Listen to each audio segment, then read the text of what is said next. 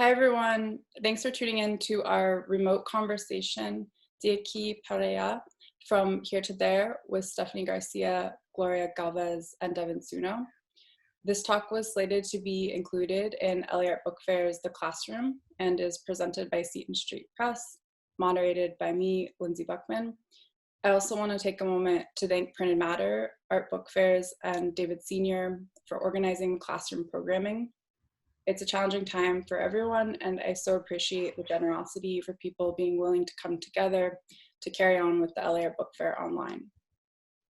This dialogue is centered around Stephanie García's recently published book, which explores familial immigration stories through forms of correspondence and storytelling to examine political struggle and social inequality. Drawing on the topic of migration and how it relates to families, past, present, and future, in our current political climate, the artist joining us will be discussing the urgencies of their work in the present moment. Before we get into the discussion, I would like to provide a brief introduction of everyone involved. Stephanie García is an interdisciplinary artist based in Philadelphia. She utilizes storytelling, writing, sound, and installation to examine political struggle and social inequality. Gloria Galvez is an LA-based artist and community organizer with a background in prison abolition movement building, whose recent art practice includes facilitating experiences that dismantle the normative and problematic one-dimensional ways of perceiving/consuming the material world around us. Devon Tsuno is an LA native whose most recent work focuses on native versus non-native plants, water, labor, and stories written by incarcerated Japanese American teenagers at the World War II Topaz concentration camp in Delta, Utah. For context, Seaton Street published Stephanie's book after a solo exhibition at Postscript Gallery in Philadelphia in 2019, curated by Rami George. I had the privilege of interviewing Steph about her work, which was initially published by Title magazine, also based in Philadelphia. The interview process inspired the publication, which includes the original interview at the back end of the book, but places emphasis on the translated audio interviews and written notations of correspondence between Steph and her family. Her stories are arresting accounts of her family's border crossings, the challenges that she and her siblings faced while her parents were undocumented, and a symbol of resilience that unites familial love over forms of oppression. So to start, I'd like to open up the conversation by posing a question to Steph. Coming home to Los Angeles, where your parents are and where you grew up, was one of the highlights of us being able to bring this talk to MoCA. Could you talk about the importance of your parents' role in the publication? Sure. Well, first of all, thank you so much for hosting this virtually, and to Devon and Gloria for being here. I'm really excited to still be in conversation with all of you today. So the publication, I mean, it's all about my parents. Really, all the work that I do is about my parents. So I think that is like the major role for them, is they're just like a source of inspiration for me. For each of my projects, I talk with them not only about my ideas about what I'm going to do, but also just to make sure that they are comfortable sharing their story, because at the end of the day, it is their story, and I'm just really honored to be able to share it, and I want to make sure that I do justice to their story. One of the reasons I was so excited to come to LA was just because I left home about 6 years ago when I moved to Philly, and my parents have never been able to see my work. We've talked about it over the phone, and I've shared pictures with them, on my little crappy iPhone. So they've seen some of the images, but they've never really fully seen it in person. And to be honest, I think when I first got into art, they didn't really understand why I wanted to make art, or really why I was really interested in sharing their stories in the first place. So when the publication came out, I think it kind of solidified for them, oh, I see why you do the work that you do. And ever since then, it really has been our dialogue about oh, well, you should do this, or what if you did that instead? So they've really started to support the work that I do, and I think it has helped strengthen the work a lot. So yeah, I would say support is probably the biggest role of my parents in this publication, and the journey that we've taken together as a family. Definitely, which comes through in the interview that we obviously spent a lot of time talking about, as to how they have affected your life and how that experience has been literally translated through your work.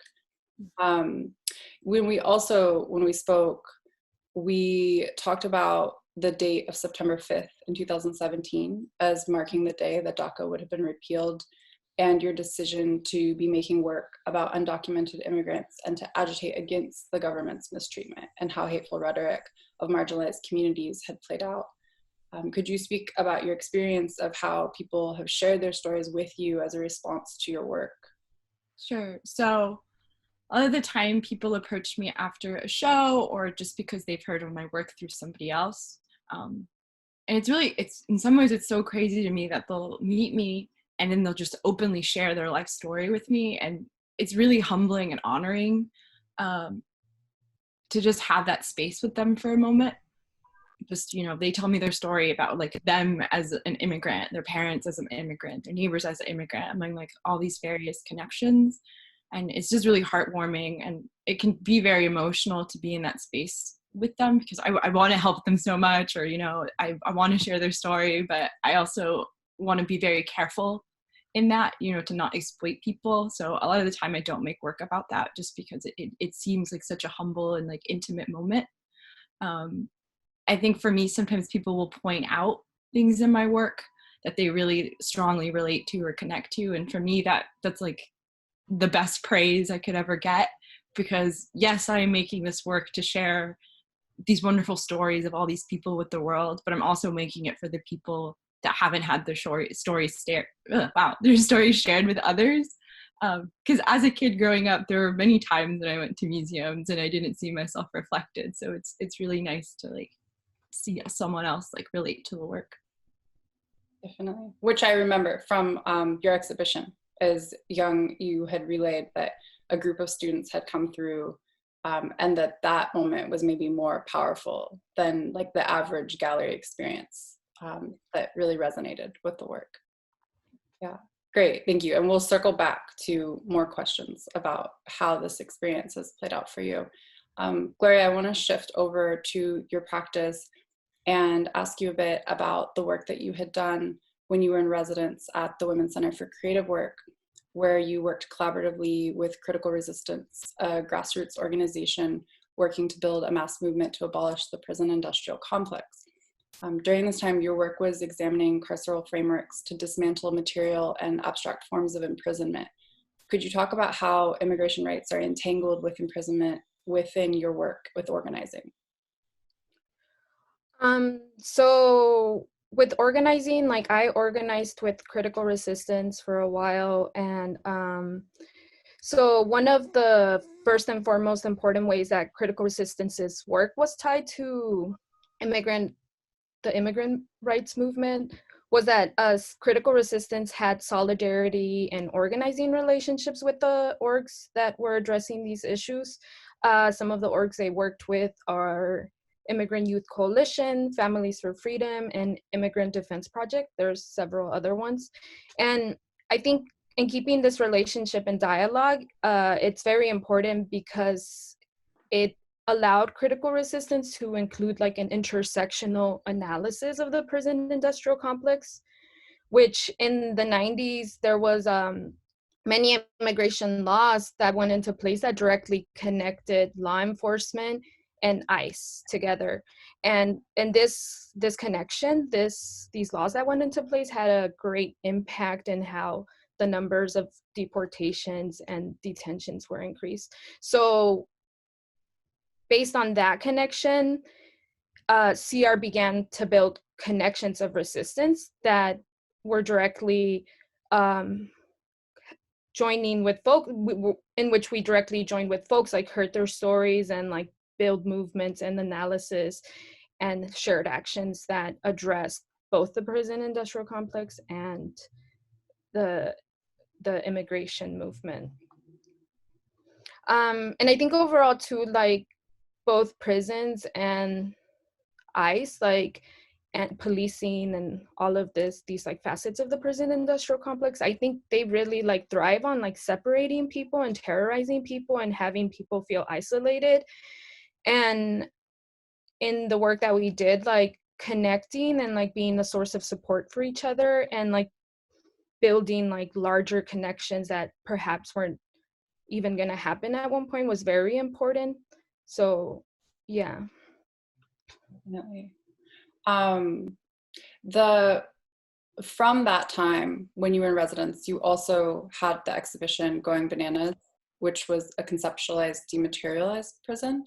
And your work is described as considering the problematic history and contemporary condition of bananas sold to Western countries, and focuses on the moments in which the banana's invisible prison has trapped other beings, including people. Could you talk about the role of migration in this context? Yeah, I think in terms of my work specifically, what I did around the bananas, I feel like, and not just the bananas in general, like a lot of my practice lately is that like I take like the material world around us, especially like commodities, and I like trace back like where did they come from, where were they like before it reached the supermarket. So like I do like their physical trace back, but then I also do their historical trace back or their chemical trace back. So I try to trace all these lines that I feel like have been obscured, and that when we're eating things or when we're buying things, we just don't acknowledge it or don't think about it. The banana specifically like has a lot of like a really specific and problematic history that is, I would say, is tied to the displacement of many like Central American people today. As we know, or as some people don't know, actually, one thing that I like found out is when we were installing my show, we had a lot of like young people who were interning for the Women's Center. And I was like, oh, you know, like Banana Republic. I was talking to them about the Banana Republic in light of like my show, and then they were like, oh, do you mean Banana Republic the store? So I was like shocked that somebody was like, don't you know like about the history of Central America and how like American companies went into Central America and like destabilized government to like protect and like put in place like these banana agricultural companies. So overall, like the animation that I made for that show like traces a lot of this history and puts it out there in accessible and like poetic forms. And I don't just circulate that film within the gallery. What's really important for me is to circulate that film outside of galleries. I've shown it at like high schools or community centers. And I think for me, that's where the work really is like meant to be. Also, the work also has like a component that happened outside of the Women's Center where like I had people write postcards to like a banana that was posed as like a political prisoner, and people really went in depth into the postcards that they wrote, and they wrote about like the Banana Republic and just like capitalism and all these things. And these postcards were eventually delivered to like a grocery store around the Women's Center. And to me, that component was also important because it's like, oh, the worker who like encountered those postcards or the shopper who encountered those postcards had an interruption, whether if it was like a, oh, what is this kind of thing. And to me, those interruptions are very important. That I think when we proceed like if everything is normal and like we forget these things, that's when like the systems are allowed, these like fucked up systems are allowed to thrive and exist. Right. Definitely. Yeah, that's very relevant. It's like what the disruption forces a mode of address and forces recognition in public spaces. Yeah. Great. And we'll come back to, I'm sure there'll be other ways that we'll come back to that momentarily. I'm gonna parlay to Devon for a moment. In Devon, you have a current exhibition up, the Shakira Guyana at Residency Art Gallery, which was produced in collaboration with MoCA and the Topaz Museum and the CSU Japanese American Digitization Project, in which you published over 200 pages of stories written by incarcerated Japanese American teenagers from the World War II Topaz concentration camp. Could you discuss the relationship between your family's experience being incarcerated, the stories that you found, and how these accounts inform our present moment? Sure. Well, it's great to meet you both and hear about your work. It's really, really amazing. I can't wait to learn more about it and see it in person. But as far as me, like I grew up in LA. I'm a Yonsei, like fourth generation Japanese American, and my both sides of my family were incarcerated during World War II in the Japanese American concentration camps. My mom's side was in Arkansas, and my dad's side was in Utah. They were taken there from California, the start of the war. So that generation of Japanese Americans are very old now or have just passed away. My grandmother recently passed away. She was 101, and my dad's side, my great aunt is the last living person who was incarcerated at Topaz. She's 96. So for me, a lot of it has to do with kind of like going back and trying to learn about this history for myself, but also because it's not very visible, just kind of in our normal like K through 12 education, but also in the art community too. So it's good to kind of go back and look at these things because I think they're very relevant to what's happening today in a very kind of scary way, like in a very in a way where like not only like people who are taking action against immigrants in our country right now who are Muslim or from Latin American countries. It's also like becoming like just in the weeks that have happened with the coronavirus, the kind of the hate that's come out against Asian Americans, and even how many Asian American leaders like Andrew Yang have spoken about. Now's a time when Asian Americans need to act more American and kind of prove ourselves as American is incredibly appalling, especially when he's kind of referencing the things that my family went through in the 40s and how they volunteered to fight for the US and things like that. So a lot of these things, you know, they come around again and again because racism is one of those things that is modeled and kind of like repeats itself, unfortunately.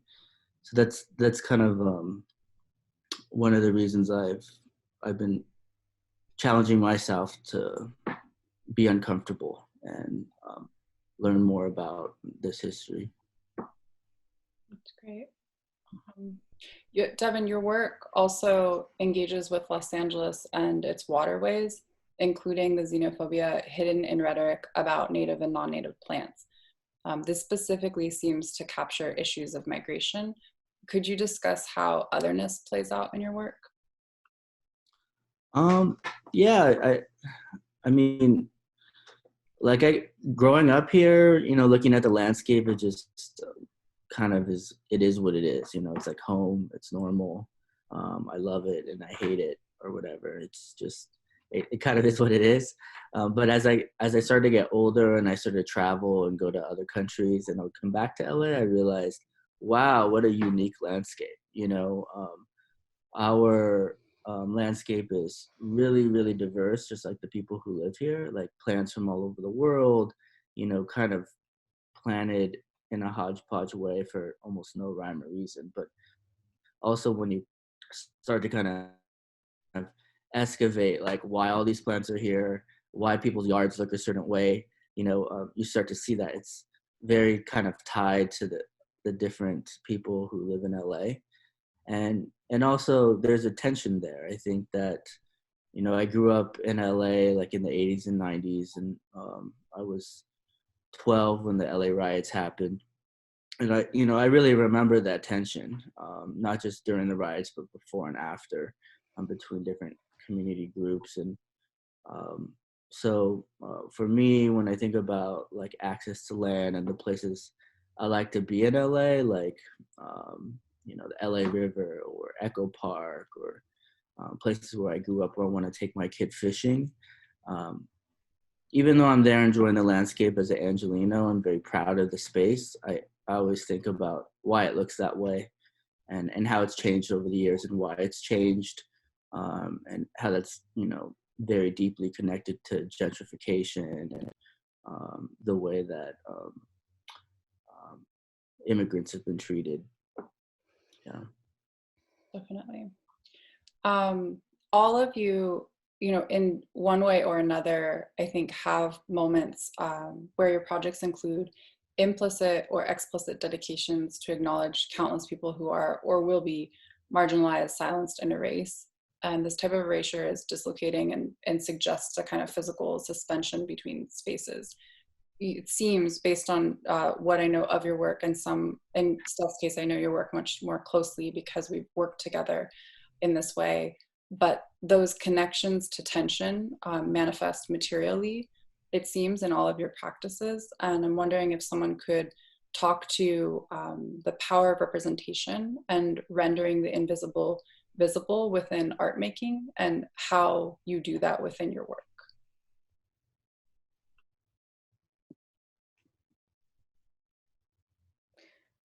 I think like one thing that I think about is like these like things that are invisible are actually, they may be like not visible, but they're like there and they're present, and they're always like it's just that they have such a presence and such deep ways that I think it's like urgent. And sometimes, like for instance, I've been thinking about chemicals and like chemicals that are present in our surroundings, and how like maybe when the chemical becomes visible, it's when somebody becomes sick afterwards. And so to me, it's like, I think as much as we are able to scratch the surface, we're able to like approach and empower ways, like because we create these new like these new like ways of like interpreting and seeing the world, that we have to like, in a sense, like put on like your vision goggles that carry all these other visibilities. So for me, yeah, to me it's like these things are there whether we want them to be or not. So like I personally, I would like to walk the world about and like acknowledge them and like be in touch with them. Yeah, it makes sense to you, like what I know of your work in challenging normative cultures. So the way dominant culture can be oppressive and erase or render something less visible, but that all of it is present, and that interpretation is dependent on someone being willing to look and to see in that way. Yeah. I think for me, I try to choose material that a lot of people can relate to, but yet is also very unique in a way to my story or the story of my family. I think a lot about land and how that, at least for me, and just like the way that I was raised and like the stories that I heard about land and how that has tied into like my culture, how I can represent that. So trying to choose materials, I don't know if this makes sense, that are like familiar yet not familiar to people, or that people bring their own associated meaning to, is something that I think about a lot. Yeah, definitely land, and like invisible boundaries, and trying to make those boundaries visible through like the material that I choose.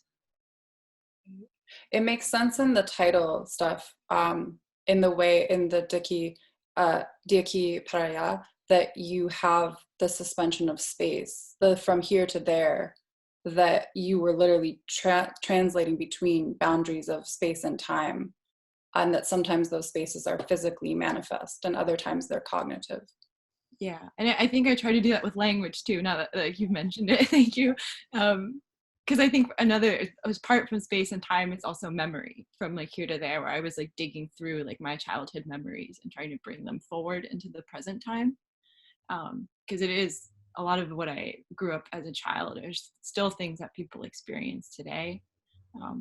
So yeah, playing with English and Spanish, because I think that's a challenge that I face, is what do I leave in Spanish and what do I leave in English?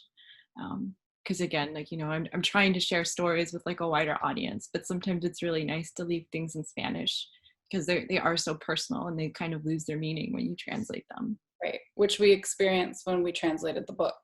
Yes. It couldn't translate. Like there were moments when certain things just there's not an English word for them. Yeah. And so it is important, I think, that placing emphasis, like choosing when it's not necessary to translate for the wider audience, because what you will lose would compromise the meaning. Mm-hmm. Devon, do you have any thoughts on visibility within your work?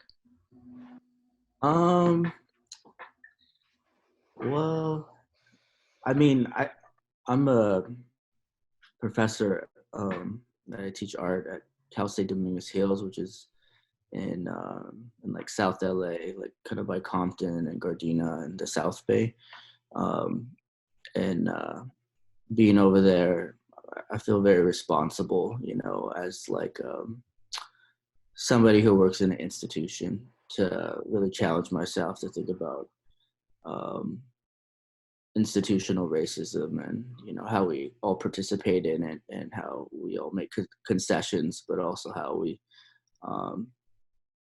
don't assume that we are doing all that we can do, you know? So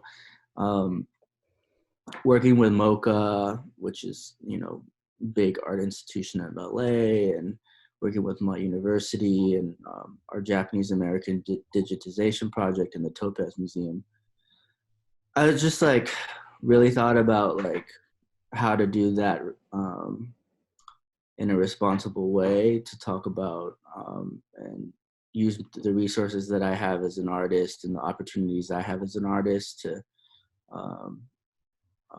create more visibility for things. But I don't really think that as much about visibility. I think more about like kind of leveraging the resources I have to participate in things that will kind of create like more opportunity to archive and document and make accessible like these kind of stories from the Topaz Museum that people haven't had access to, you know. So that's what I did with my project, is I thought about that. How does that fit into what I'm doing as an artist, as a painter? And I reached out to Jane Beckwith, who started the Topaz Museum, and I asked her, I was like, you know, what's important? What does she think is important for people to learn about the camp in Topaz, which pretty much 99% of Americans have never heard of, you know, and probably, you know, a huge percentage of Japanese Americans have never even heard of, you know. I think we hear about Manzanar quite often in LA because it's close. But places like Topaz, you know, they're in the middle of nowhere in Utah, you don't know much about. So making these stories like written by teenagers about their lives being incarcerated and being a teenager, what goes through their head, I thought was a really amazing suggestion by Jane that could be distributed at MoCA and other projects and digitized and put online so that people could access it. Because I think that's what we're thinking about a lot now, you know, like what are these kids who are getting separated from their families? What are they thinking about? What's going through their head? You know, what kind of multi-generational trauma is being created in their lives and in their families, and, you know, 3-4 generations, you know, later, like, you know, it's going to still have just this huge impact on everybody. So that's kind of like what I'm thinking about. Yeah, it makes sense though, because it's still like it uses representation to provide accessibility to something that otherwise would have been less accessible or not as known based on context and where that particular collection even resides. That one, I mean, you made, and you also had produced artist books for your exhibition. And so that role of circulation that comes into the book form, its ability to reach more people, and the residency that you had done at MoCA, working, you know, with the public programming, that you were able to, again, reach more people. Yeah, I think it's a good start. You know, I don't want to, like, I always feel hesitant to be like, oh yeah, I created all this visibility for something when like hundreds of people saw it. Like, I don't know. I mean, that's not that many people, but I think it's like these kind of actions, like bringing people together and different institutions together, is kind of a way to collectively start thinking about how to do it, you know? And I think that conversation is like equally important, because it's not just Japanese American stories that need to come out. It's all these different kind of ways of stories. So it's good as artists, you know, we come up with these kind of creative ways of doing that. And I think hopefully that sparks people who aren't artists to kind of think about, oh, there's other ways to do this, you know, creative ways to do this could be effective. If I can echo something that you're saying, that I really feel is that I do think that like visibility is not the end goal in like the ultimate movement. I think like liberation is the end goal. And like a lot of times, like, I think that can be hard as an artist to navigate that space, because visibility is so important to who we are as artists. And for me, what has been really helpful is like being with other people, and in a sense having like their stories and their contributions to me and how they receive my work. And when I say other people, I want to clarify, is like people outside of the art world is really helpful for me, because it reminds me like, oh, there's so much more work, and like how am I gonna like how is my work like aiding that long-term liberation, and like how am I gonna connect my work to that. And I know it's like a lot of responsibility to bear, but I think it's good to be thinking about it and like weaving it into your work as much as you can. Totally. Yeah, I totally agree. Like, I think a lot about that. You know, I think art, like you said, and like kind of us as artists, like our careers are really driven by visibility. You know, it's just a reality. But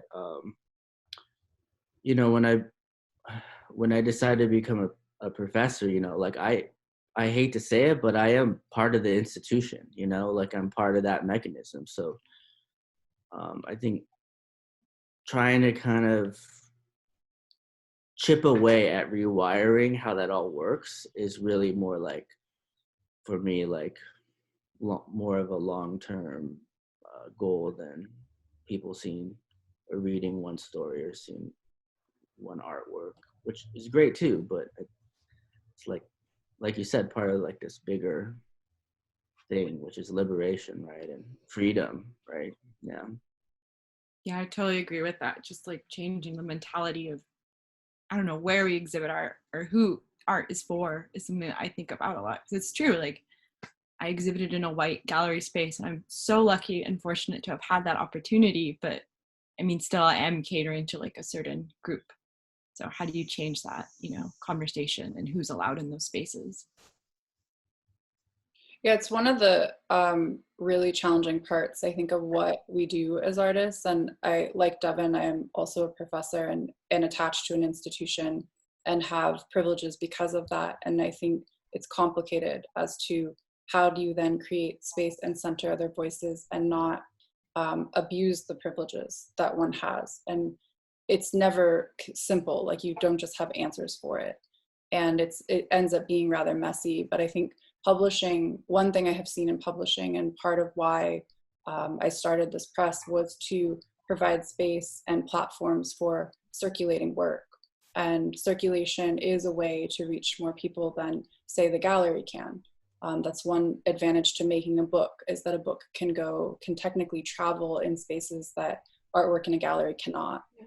And it's pretty powerful to be able to bring people together, even in terms of programming, with even like the way the classroom is running this year, our ability to come together from different spaces and talk about those experiences, that feels very important. But you're all correct in that it's limited if it only exists for a specific audience in the art world. It doesn't actually do anything that you want the work to do if that's the only context that it's in. It's hard. I mean, are you thinking about I suppose in using the materials that you use in talking about the stories and lives that you do and organizing in the way that you do, are you finding that it is more effective as artists when work sits outside of the gallery space and you're able to connect to others and to share stories and to actually have real connection, not just visibility in like the white cube setting? Do you find that there's something there where you can, I guess, like using artwork to actually affect change that doesn't have to be validated by an institution?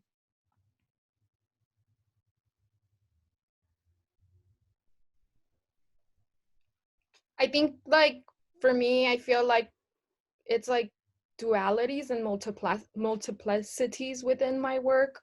And like, I think, I mean, thinking about critical resistance, we have this like thing we talk about often, which is like the long-term goal is abolition, prison abolition, but we do prison reform because there's people in the inside that are hurting, and like getting the lights turned on or like getting medicine in there is just as important.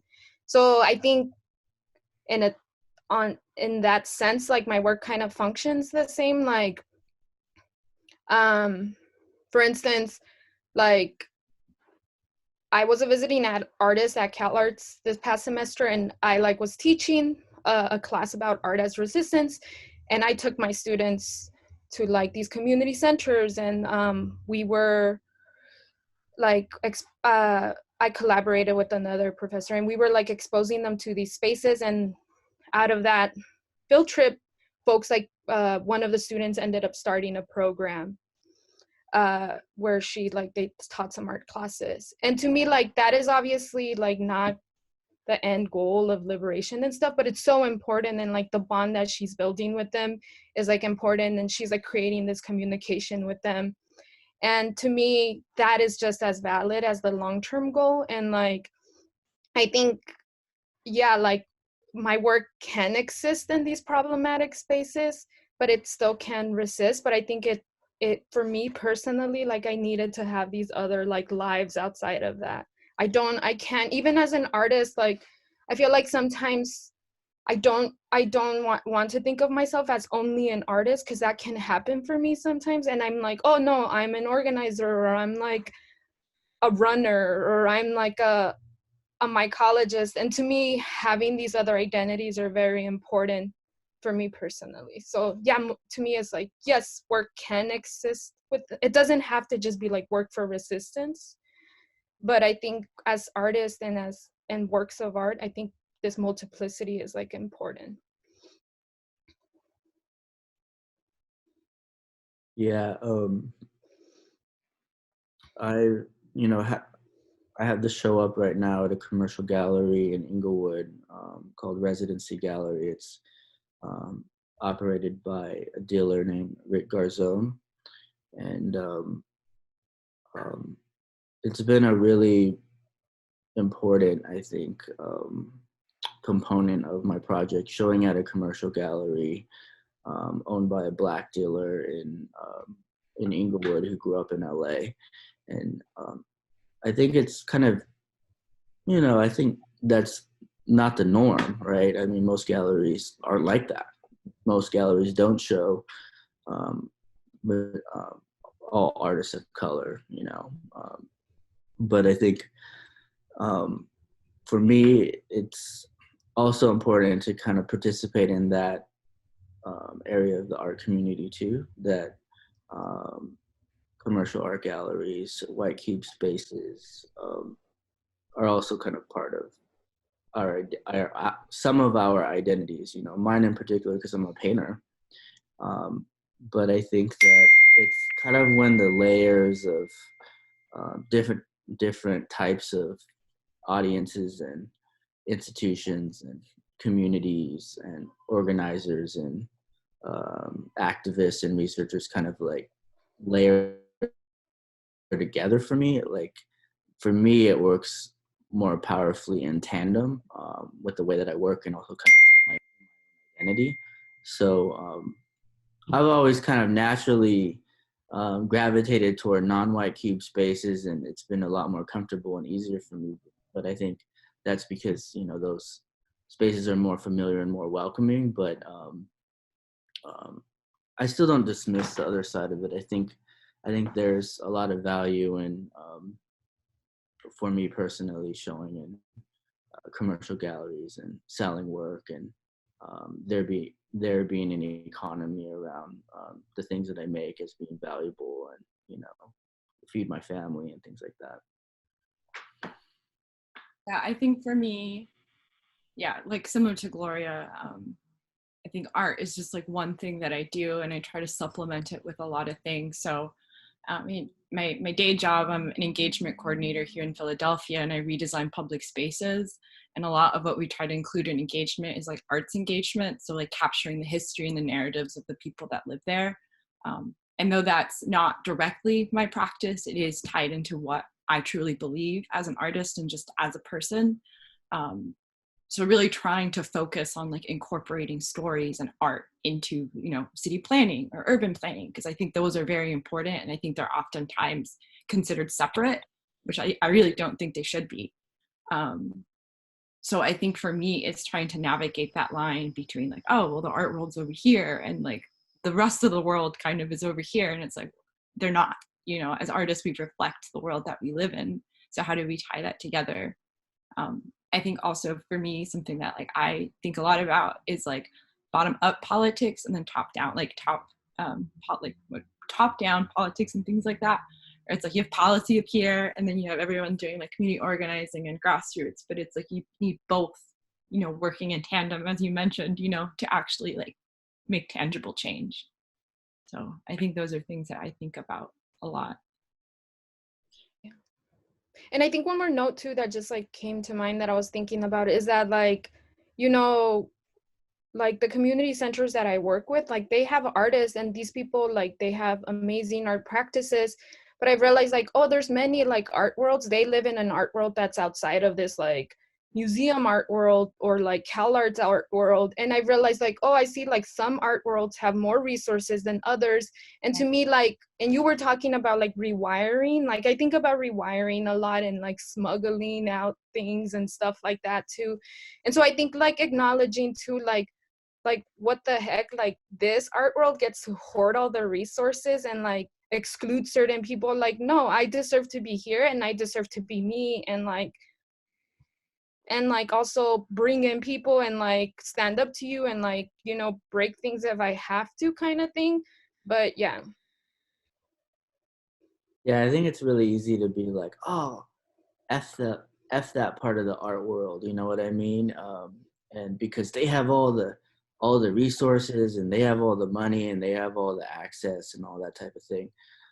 But I think if you want to play Robin Hood and take some of that, you have to understand how those systems work. And if you don't participate in those systems, how are you going to change those systems or hit the delete button on those systems, you know? Yeah. So it's scary to put yourself in those positions, and especially as a person of color or a woman, or you know, somebody who's feels more marginalized to, you know, put themselves in those places. It's scary. It's hard. People don't respect you. You know, people don't want to hear you. So the things that you two are talking about, I really admire, and it's so hopeful to meet new people every day who are doing those types of things. Definitely. It's like circumventing, like all of you do it in your own way of circumventing the system and finding ways for that, to like finding your own modalities in that, which I think is a lifelong process in making work and doing work outside of just an arts context, which I know, you know, Steph, in your case has been a huge part of it in your practice, and Gloria, I know that has also been, it sounds like a huge part of your identity and the way that you operate. And Devon, I know you as well, like from your history in working, even if I think to how like Concrete Walls project had curated and how you had started projects that way, and like the way that you use circulation or you bring people together, what potentials that creates for people that traditionally the art world does not. Concrete Walls was an art gallery I started in my parents' boba store. That's true. In LA? In LA, in Wilshire. Oh, okay. next to Ace Gallery, which was like at the time like the epitome of like the white cube that most of us don't like. So it lives on in spirit. Yeah, it's inspiring. I think that this is why, to me, publishing is important, is that the ethos that you're describing, there's space for that in publishing. Anyone can make an artist book, a publication, anyone can come together and collaborate. It's a really great way, I think, to form new communities. There is a public that exists within publishing itself. And it's inspiring to see how people are using it in their practices and how you all are dealing with it. And I think it's like a really challenging question of how do we make work? How can you be a person who makes artwork and also be a person who's affecting change? And that is a dilemma that I think a lot of us grapple with, as to how complicated and politically fraught that space can feel at times. So it's nice to have everyone together in a space. Do you, I know we're like close on time. Does anyone have questions for each other or things that you want to discuss?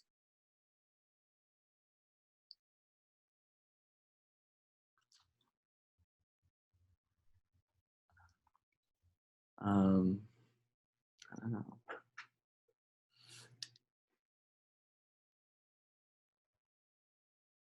I guess could we talk a little bit more about publishing and books? Because I think that's what kind of brought us together. Definitely. It is what brought us together. It's appropriate. I know part of the joy, I think, of having these types of conversations is, as things develop organically, the spaces that you go based on where you're coming from and your disciplines and your life experiences, that, you know, the parameter for us coming together was Steph's book, which, even though her book has a specific experience of her own family's undocumented challenges and histories that are very personal, like deeply intimate reflections, the topics, I think, tangentially relate to the way that everyone is making work and trying to almost to mark something that is so sensitive in the human experience and condition, that only like in your own voice and language you've all been able to do. And I think the book can be a container for that experience. And I know not everyone, Gloria, I don't know that if you've worked in publications specifically. I know you've worked with different like paper, ephemera, and distribution, and the way the postcard functioned in your project. And Devon, I know you have worked with artist books specifically and stuff. You've worked in both ephemera as well as the publication. And I think I see it as a space where you can distribute and you can create a public enactment, and you can go and drop off a stack of books on the street corner anywhere, and someone can encounter them. And so that disruption, like Gloria, what you mentioned, the disruption in the grocery store, publications have the ability to be a disruption. And art technically has this ability to be a disruption. It's what you do with it. But I see books and printed ephemera and materials that could circulate as having a really active quality and history to them. That I'm interested in engaging with. And Steph's book was really a turning point in the press and our history of publishing to provide space that could do more than just, you know, an artist book that doesn't take on maybe a very complicated or challenging topic, or doesn't agitate a system or normative culture in this way. That it's led to, in this case, like it's led to this discussion, it's led to other ways of thinking about what work could be beyond just the exhibition. Like in Steph's case, the exhibition was where, Steph and I have known each other for years, but the exhibition was the starting point of saying, this should be an interview and this should be a discussion. And then that turned into a publication. And from there, it turned into programming to kind of bring people together around this. But it also has been a moment, I think, to validate, and Steph, in your experience, to give validity and to give voice to your family and to their story, and how relatable that story is to many people who live in this country. And I think that's such an important part of what publishing can do, is to give authorship to a story that would not have been told. And that's not to say that it could not be told in like a mainstream form of publishing, but that when you are self-publishing and when you're an independent press, there's so much space for that. It's just a matter of doing the work and like pulling together the resources and, you know, securing funding to be able to print. And those logistical details. But I think of books as being this really generative space that this can be done, that I haven't found in a commercial gallery setting myself, or I haven't found in more commercial forms of representation as an artist. Well, I think that's why the LA Book Fair, when it is here, is so special. You know, I don't as much like the crowdedness of it now, but when you walk around and you see like all the publications, it's like all the shit nobody else would publish, or all of the shit that makes people uncomfortable, you know, or all the stuff people want to say but they're scared to say it. It's all kind of there.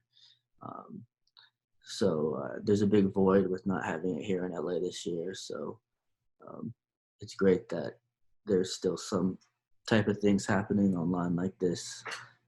So I personally really appreciate that you wanted to do this conversation with these two cool artists that I didn't know. Yeah, definitely.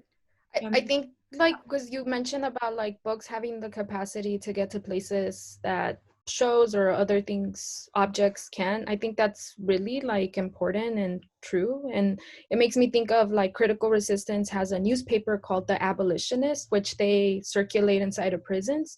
And perhaps like the organizers won't be invited to go speak about abolition inside of a prison, but the newspaper gets in there. And actually, like, yeah, for myself, even with this animation that I did, I like kind of was like, oh, how do I get this in the hands of people whom I don't have a relationship with? And I started making like zine versions of the animation to like just drop off. And then like even thinking about that, it also like making those gave me the opportunity where I was like, how can I make this different than the cartoon? Maybe I can enrich it. And it brought into mind that the fact that I can bring the voices that inspired me into this process, because like a book, in a sense, I guess a show could do this too, but a book also gives the opportunity to join different perspectives and voices. Like, I mean, when people write, they're quoting from here and there and like bringing in all these people they learned from, which you don't tend to do so much in an exhibit. But I was, it was just excited for that possibility.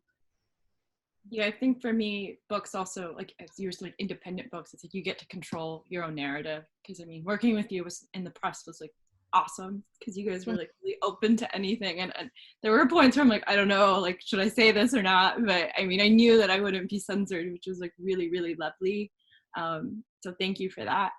I think for me right now, also just like in the time that we're currently living in, like books are just kind of my own little oasis or like paradise.